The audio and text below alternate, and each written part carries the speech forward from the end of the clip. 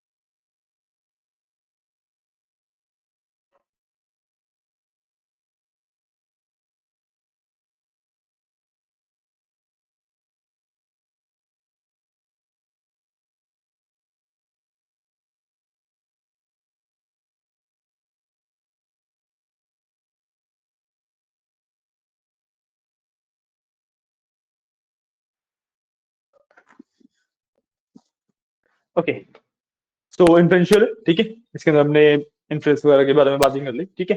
और लास्ट में ना हमारे पास 3 टॉपिक आते हैं, मेजरली 2 ही टॉपिक आते हैं।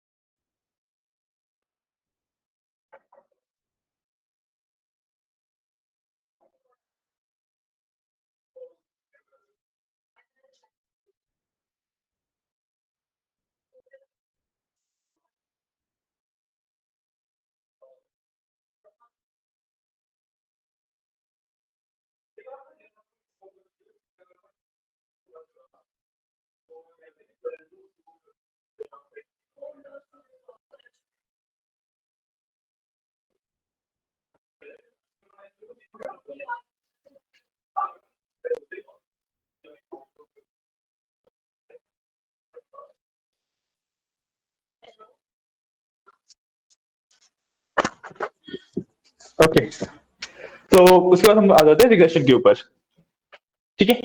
रिग्रेशन में मेरे पास बेसिक्स रिग्रेशन का पढ़ेंगे, अभी लीनियर लॉजिस्टिक कुछ भी नहीं आ रहा, ठीक है। Basic in the core regression होता क्या है उसके बारे में हम पढ़ते हैं,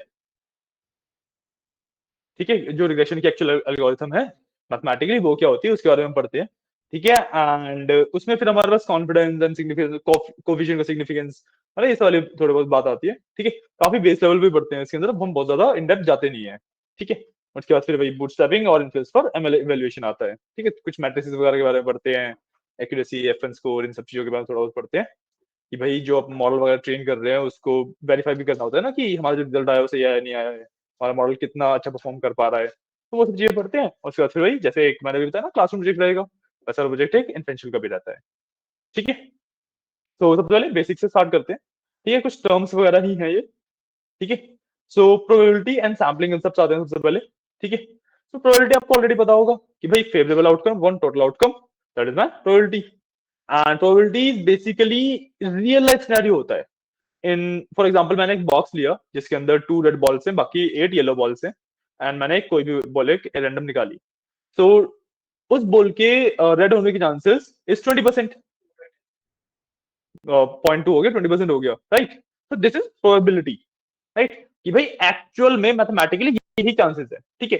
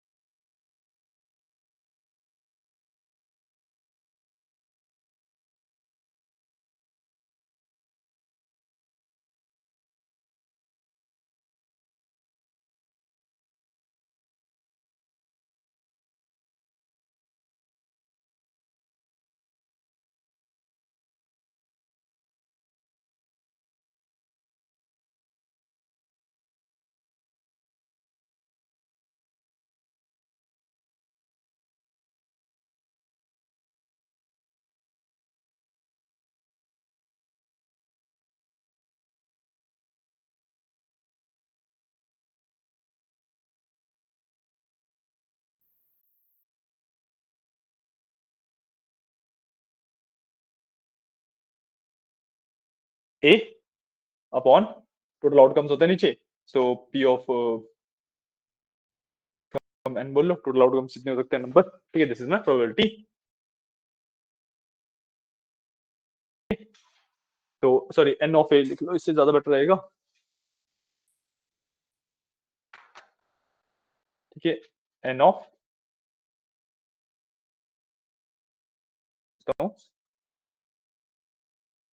फेवरेबल, स्पेलिंग देख लेना,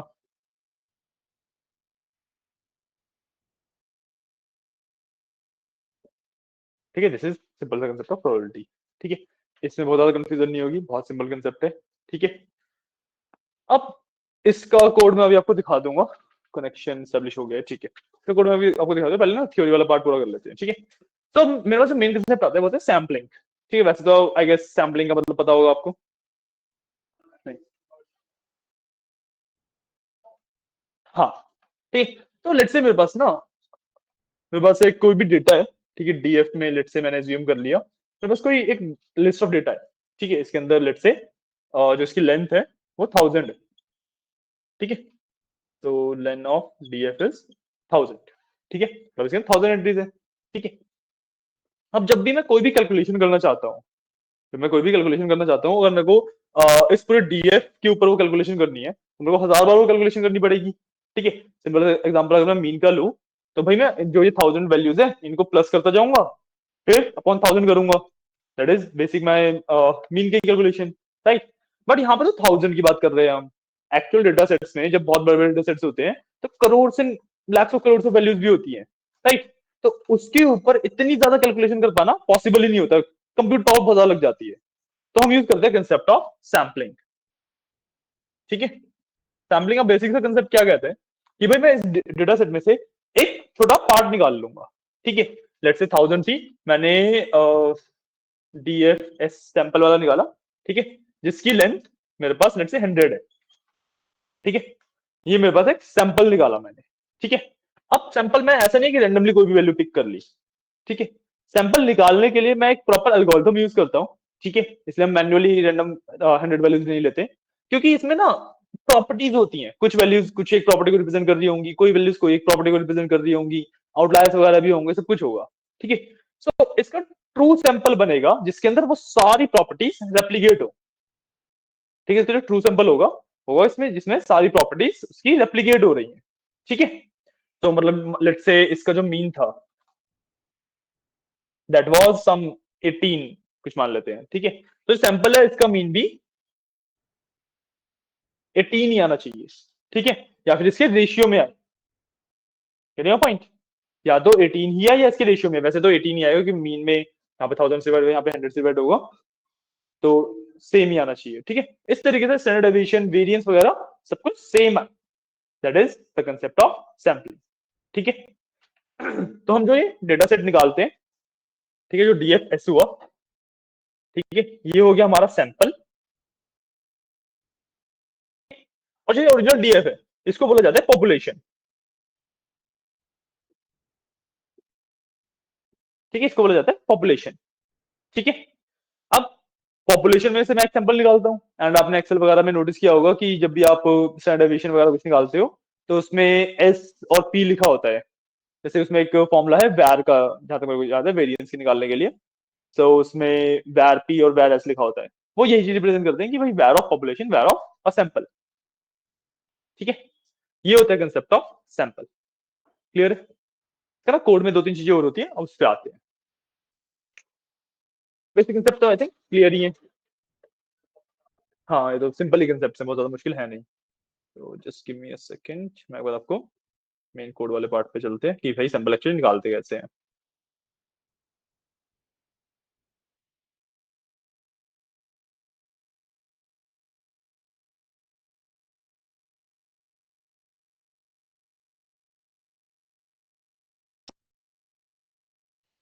यहाँ पे मैंने क्या किया, यहाँ पे मैंने एक डेटा सेट यूज किया। ठीक है, यहाँ पे टिप्स का यूज किया हुआ है, बट अभी जो हम प्रोबेबिलिटी या सैम्पलिंग वगैरह की बात कर रहे हैं वो पेंगुइन्स के लिए कर रहे हैं, तो हम यहाँ पे पेंगुइन्स लिख लेना। ठीक है, तो जब मैं टिप्स के ऊपर ही किया हुआ है, ठीक है, कोई इशू नहीं। मैंने एक्स लिया वेरिएबल, ठीक है, स्मोकर की भाई स्मोकर है ये पर्सन या नहीं है। ठीक है, डॉट वैल्यू का मैंने नॉर्मलाइज इक्वल टू ट्रू किया। ठीक है, जो हमने डिस्क्रिप्टर में पढ़ा था। राइट, सेम भाई भाई जो ये परसेंटेज आ रहा है, अगर आपको टेक्निकली सोचो ये प्रोबेबिलिटी होगी, है ना? अगर एक मेरे डेटा में से 61% नॉन स्मोकर है एंड 38% आर स्मोकर्स, तो दिस इज प्रोबेबिलिटी ना। अगर मैं रैंडमली उनमें से 1% चूज करूंगा तो मेरे पास भाई 61% चांसेस है कि वो एक नॉन स्मोकर निकलेगा, एंड 38% चांसेस है कि वो एक स्मोकर निकलेगा। सिंपल इनफ, क्लियर है? प्रोबेबिलिटी निकालना तो सिंपल, आप इस तरीके से बहुत इजीली निकाल सकते हो। ठीक है, अगर आप चाहो तो आप लेंथ के हिसाब से भी निकाल सकते हो। ठीक है, length of DF where smoker equal to no. ठीक है, वरना और upon total len of DF, उस तरीके से निकल जाएगा, सेम ही कंसेप्ट पड़ेगा। ठीक है, this is a easy method. Probability तो बहुत ज्यादा मुश्किल है नहीं। अब आते हैं सैम्पलिंग के ऊपर। ठीक है, सैम्पलिंग मैंने क्या किया है, मैंने एक सिंपल सा कंसेप्ट ले रहा हूँ कि भाई मैं जो भी मेरा डेटा है, ठीक है, उसमें से सैंपल निकाल रहा हूँ। ठीक है, नंपाई यूज किया मैंने सैम्पलिंग के लिए। ठीक है, मैंने एक एसएमपी मीन का मतलब सैंपल मीन का एक एम्प्टी लिस्ट डिफाइन करी। ठीक है, जिसके अंदर मैं जो सैंपल्स में निकाल रहा हूँ, मेरे को बेसिकली चेक क्या करना है कि भाई उनकी प्रॉपर्टीज सेम हो, है ना? जो मैं सैंपल निकाल रहा हूँ उनकी प्रॉपर्टीज सेम हो, ये चेक करना है मेरे को। राइट, तो मैं एसएमपी मीन के बेसिस पे मैं चेक करने वाला हूँ इस चीज को। ठीक है, चेक करेंगे कैसे वो हम आगे बात करेंगे। और मैंने यहाँ पे किया फॉर आई इन रेंज 1000। ठीक है, कि भाई 1000 बार लूप चलेगा, मेरे को एक्चुअली नंबर से फर्क नहीं पड़ता, तो इसलिए मैंने जीरो से स्टार्ट होने दिया, उसे कोई इशू नहीं है। ठीक है ना? मैंने क्या किया, sample DF total bill dot sample. ठीक है भाई, इस वाले कॉलम में से मैं एक सैंपल निकाल रहा हूँ। सैंपल की प्रॉपर्टीज क्या है कि भाई 30 रोज का सैंपल आएगा। ठीक है, जितनी मेरे पास डेटा है उसमें से 30 का सैंपल आएगा। ठीक है, and replace equal to true लिखा है मैंने। ठीक है, रिप्लेस इक्वल टू ट्रू का क्या मतलब होता है, जब भी मैं सैम्पलिंग करता हूँ ना तो मेमोरी के अंदर वो सैंपल स्टोर होता है। ठीक है, जब मैं सैम्पलिंग करता हूँ मेमोरी के अंदर मेरे वो सैंपल स्टोर हो जाता है। अब मैंने एक सैंपल निकाला, ठीक है, अगली बार दूसरा सैंपल निकाला, तो मेमोरी के अंदर बफर बनता चला जाता है। करेंगे पॉइंट? तो इस वजह से मेरे को रिप्लेस इक्वल टू ट्रू करना पड़ता है कि भाई जिस स्पेस में मेरा पहले वाला सैंपल स्टोर था उसी में नया वाला सैंपल स्टोर हो, पिछले वाले को हटा के, ताकि मेरे पास मेमोरी बहुत ज्यादा कंज्यूम ना करने लग जाए। ठीक है, अगर मेरे को मल्टीपल सैंपल्स को मेमोरी के अंदर ही स्टोर रखना है तो फिर मैं replace equal to true use नहीं करूंगा। ठीक है, बट उससे वही कि हमारे पास मेमोरी कंजप्शन बहुत ज्यादा बढ़ जाता है कोड का। ठीक है, उसके बाद मैंने SMP means dot append sample dot mean, कि भाई एक बार इसने सैंपल निकाला, उसका मीन करके मैंने इस वाले लिस्ट के अंदर डाल दिया। सिंपल इनफ, बहुत सिंपल सा कंसेप्ट है ना? कोड समझ आया? हाँ, आपको मेरे को लग रहा है कुछ क्वेश्चन पूछना है। बिल्कुल, कई सारे सैंपल्स आएंगे जिनका हमारा मीन मैच करेगा, और हमें ना एक्चुअली मीन मैच भी नहीं करवाना होता। बताऊंगा कि कैसे करते हैं। ठीक है, मैंने फिर इसके बाद प्लॉटिंग करी इसकी। ठीक है, जो ये वाली लिस्ट थी मेरी, इसके ऊपर एक हिस्टोग्राम प्लॉट कर दिया। ठीक है, बिन्स मैंने वही 11 लिए, मैंने बताया था बिन्स वाला मेथड आपको, है ना? एंड उससे मैंने ये मेरा बस प्लॉटिंग आई। ठीक है, इसमें आप देख के बता सकते हो कि भाई कौन से मीन वाले सैंपल्स, मतलब एक्चुअल मीन कितना हो सकता है। बिल्कुल बिल्कुल बिल्कुल बिल्कुल, मैक्सिमम हमारे जो सैंपल्स हैं वो इस रेंज के अंदर फॉल कर रहे हैं। तो हमारा जो मेन डेटा है उसका जो मीन होगा वो भी 18 से 22 के बीच में पड़ेगा।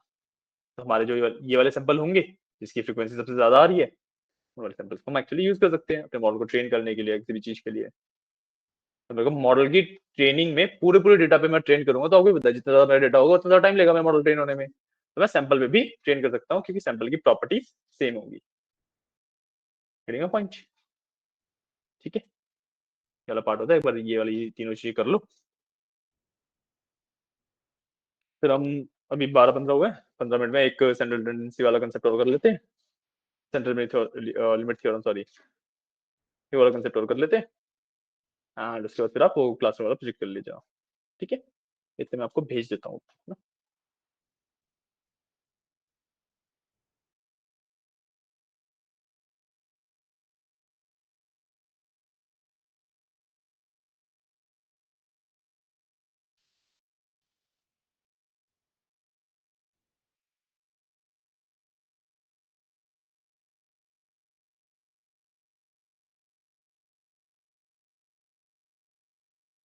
ऊपर तो वही लोडिंग वाला है।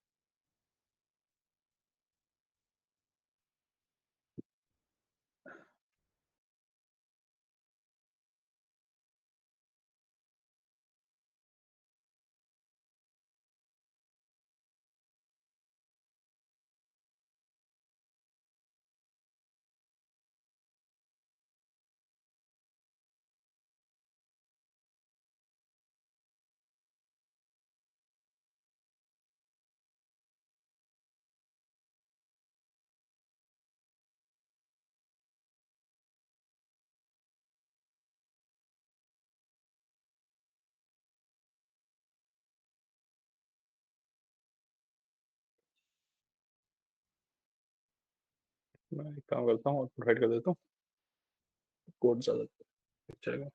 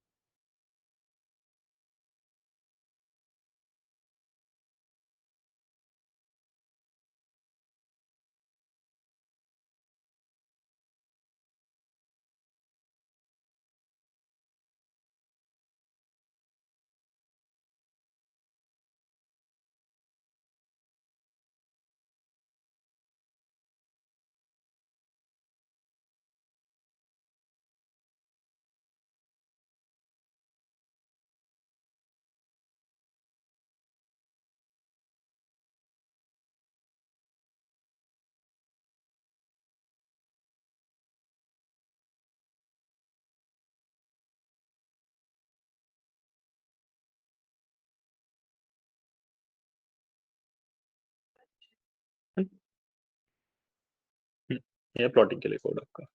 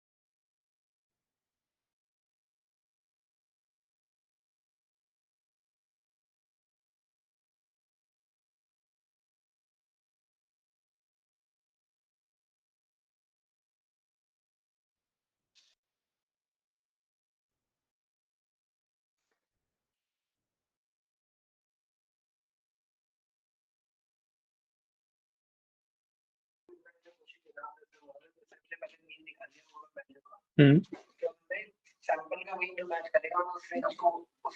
हमने मेन का मीन तो निकाला ही नहीं ना, हमने हमारा मेन डेटा का मीन तो निकाला ही नहीं। ठीक है, हमने सिर्फ से सैम्पलिंग करी अपने डेटा की, उसके मीन्स निकाले, हमने 1000 सैंपल किए थे। ठीक है, मेरे पास 1000 मीन्स की वैल्यू आ गई, मैंने उसकी फ्रीक्वेंसी प्लॉटिंग कर दी, बेसिकली हिस्टोग्राम बना दिया। अब हिस्टोग्राम में मीन्स मेरे रिपीट हो रहे हैं क्योंकि भाई वैल्यू मेरी 26 तक मैक्सिमम जा रही है। ठीक है, मीन्स मेरे डेफिनेटली रिपीट हो रहे हैं, है ना। तो अब जोन से मीन सबसे ज्यादा रिपीट हो रहे हैं, वो बीच में पीक देंगे मेरे को, वो मेरे को यहाँ पे बीच में पीक दे रहे हैं। ठीक है, तो पीक वाले जो मीन्स है ऑलमोस्ट 20, मैं सिंपल सिंपल ये बोल सकता हूँ कि भाई 20 के आसपास है मीन, या फिर 18 से 22 के बीच में है। ठीक है, इसका आप नॉर्मल मीन निकाल के इसको वेरीफाई भी कर सकते हो।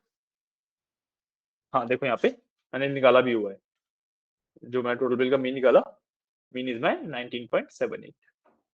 ठीक है, जो कि ऑलमोस्ट 20 के पास ही है, जहाँ पे देख लो सबसे बड़ी पीक भी बनी है मेरी सैंपल्स की। ऑलमोस्ट दो 250 समथिंग सैंपल्स ने इसको पॉइंट आउट किया है पॉइंट, कि भाई सैंपल्स मेरी प्रॉपर्टीज को रिजर्व करते हैं, ये दिखाने के लिए ये वाला पार्ट। ठीक है, हाँ ये प्लॉटिंग वाला सैम्पलिंग वाला, ये लो।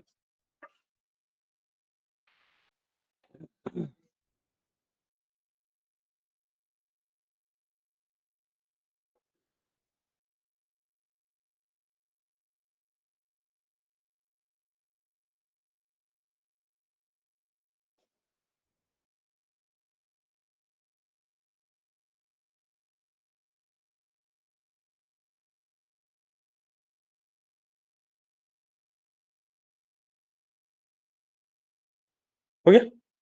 ठीक है, ये होता है मेरा basic concept of sampling, population वगैरह का आपको मतलब समझ आया, कुछ समझ आया। ठीक है, क्लियर है। अब इसके बाद जो नेक्स्ट पार्ट मेरे पास आता है वो है सेंट्रल लिमिट थ्योरम। ठीक है, सैम्पलिंग के ऊपर ही बेस्ड एक थ्योरम होती है। ठीक है, इस थ्योरम का in the very basic sense कहना क्या होता है कि भाई मैं अपना सैंपल साइज जितना ज्यादा बढ़ाऊंगा, ठीक है, मेरी जो सैंपल से वेरिएंस है, लाइक स्प्रेड है, वो उतना कम हो जाएगा। बढ़ाऊंगा उतना जो मेरे सैंपल्स हैं वो मेरे डेटा के क्लोज आते रहेंगे। प्रूव करते हैं। ठीक है, चलो एक अभी हम बनाएंगे इसको, बट आप इसको देखो पहले। ठीक है, मैंने एक सैंपल लिए किसी चीज के, ठीक है, उसके मीन्स वगैरह को प्लॉट किया, बट मैंने सैंपल साइज दो लिए थे, एक मैंने किया 10 के लिए और एक मैंने किया 50 के लिए। ठीक है, तो देख रहे हो जितना बड़ा मेरा सैंपल साइज है मेरे डेटा के उतना क्लोज जा रहा है। मतलब देखो टेक्निकली अगर मैं 10 वाला देखो, तब भी मेरी जो रेंज है भाई 15 इधर से समथिंग से 20 के आसपास पड़ रही है, कहीं पे पड़ रही है ना। बट जब मैंने सैंपल साइज बड़ा किया तो भाई ये सिमट गए, ये इधर बहुत ज्यादा इधर उधर स्प्रेड नहीं हो रहे। Getting my point.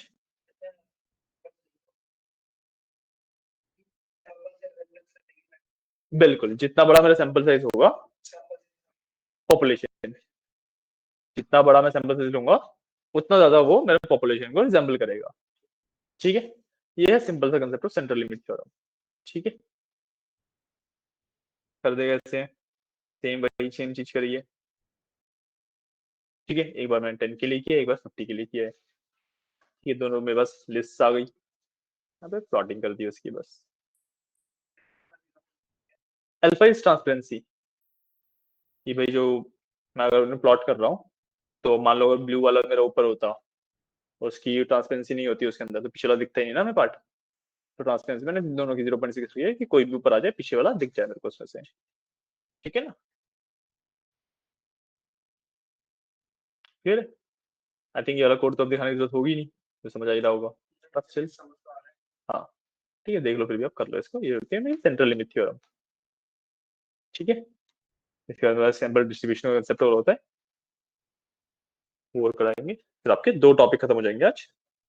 ठीक है।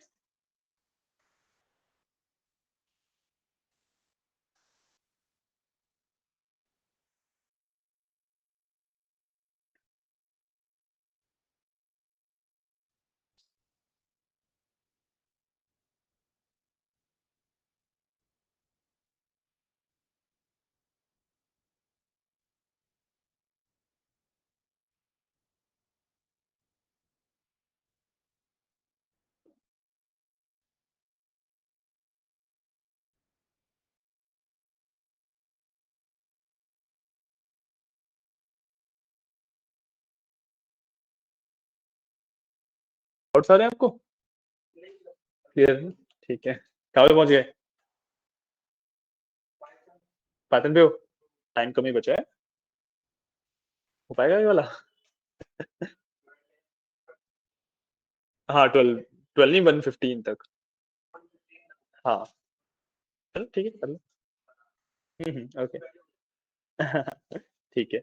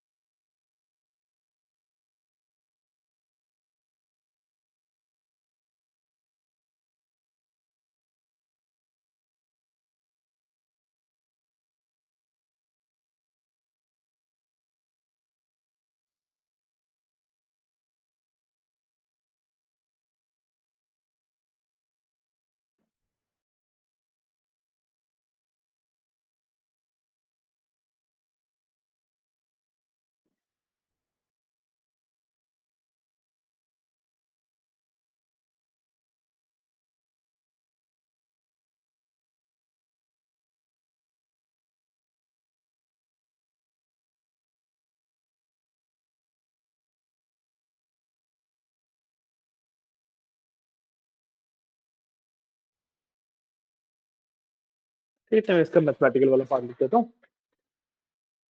ये वाला पार्ट करेंगे आज। ये सब तो नोट डाउन वगैरह करने की नीड नहीं आपको, देख लोगे ना?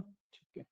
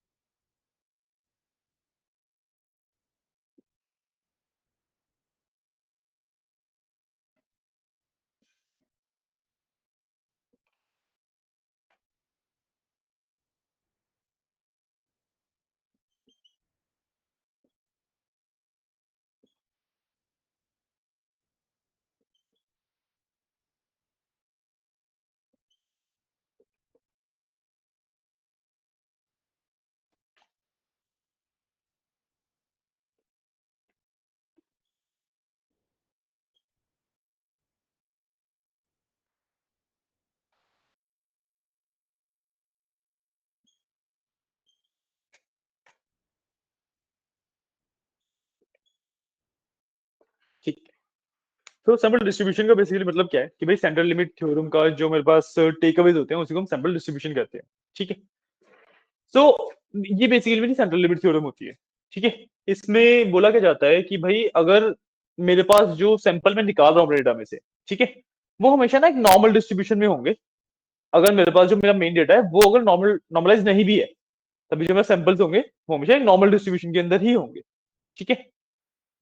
बेसिक पॉइंट इज कि भाई जो सैंपल्स हैं वो बहुत ज्यादा मेरी पॉपुलेशन से दूर नहीं जाएंगे। ठीक है। क्लियर है? उसके बाद जो मेरे पास मेन इसका टेक अवे है वो होता है कि भाई अगर मैं सैंपल का साइज बढ़ा रहा हूँ तो मेरे पास जो स्टैंडर्ड एरर है वो कम होता चला जाएगा। ठीक है। स्टैंडर्ड एरर इज कि भाई जो मेरा सैंपल है वो मेरे पॉपुलेशन से कितना दूर है। ठीक है, that is my standard error. उसका फॉर्मूला ये होता है variance upon root N, N is the number of entries in a sample.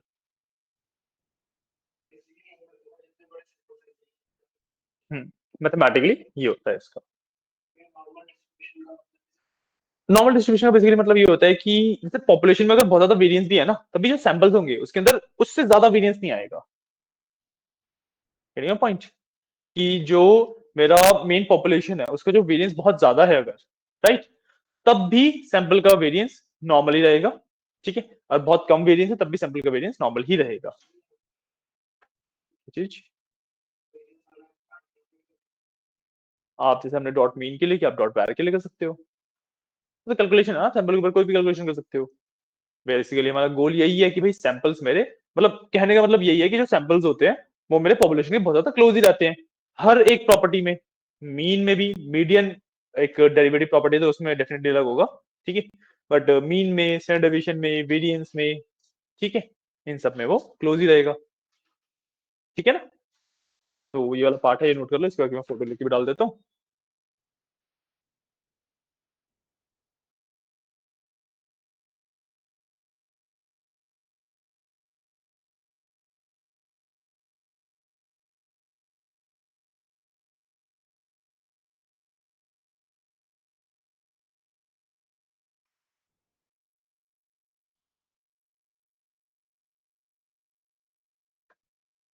तो इसके बाद अब मैं ना आपको डिस्क्रिप्टिव वाले का क्लासरूम प्रोजेक्ट असाइन कर रहा हूँ, ठीक है, वो ना वो भी करके एक बार सबमिट करके जाइए क्लासरूम प्रोजेक्ट, मतलब आज के डेट में वो सबमिट होना चाहिए, ठीक है ना।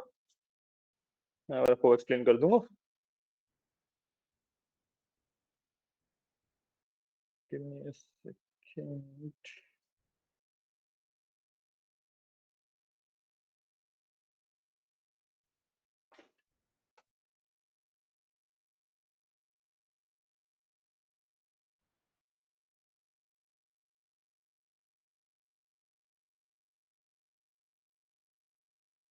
ठीक है, मैंने आपको भेज दिया क्लासरूम प्रोजेक्ट जो आपको करना है अभी, ओके,